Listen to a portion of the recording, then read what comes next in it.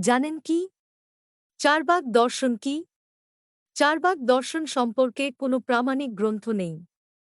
এই দর্শনের প্রবর্তক এবং দর্শনটির নাম সম্পর্কে বিভিন্ন অভিমত প্রচলিত আছে। একটি মতে চারবাক নামে এক ঋষি এই দর্শনের প্রবর্তক। তাঁরই নামে দর্শনটির নামকরণ করা হয়েছে। অন্য মতে চারবাক কথাটি চারু যুক্ত বাক থেকে উৎপন্ন হয়েছে। চারু কথার অর্থ মধুর আর বাক কথার অর্থ কথা। দর্শনটি নীতি সম্পর্কে মধুর কথা বলে। এই জন্য দর্শনটিকে চারবাক দর্শন বলা হয়। ভারতীয় দর্শনের ইতিহাসে চারবাক দর্শন নাস্তিক জড়বাদী দর্শন বলে পরিচিত।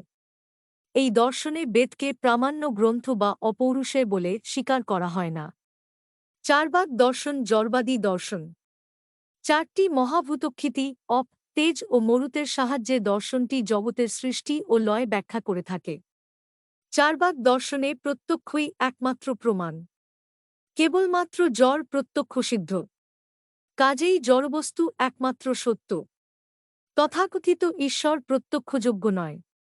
কাজেই জগতের নিমিত্ত কারণরূপে ঈশ্বরের অস্তিত্ব স্বীকার অযৌক্তিক। আত্মা নামে দেহাতিরিক্ত আধ্যাত্মিক সত্তা স্বীকারের প্রয়োজন নেই। চৈতন্যবিশিষ্ট দেহই আত্মা।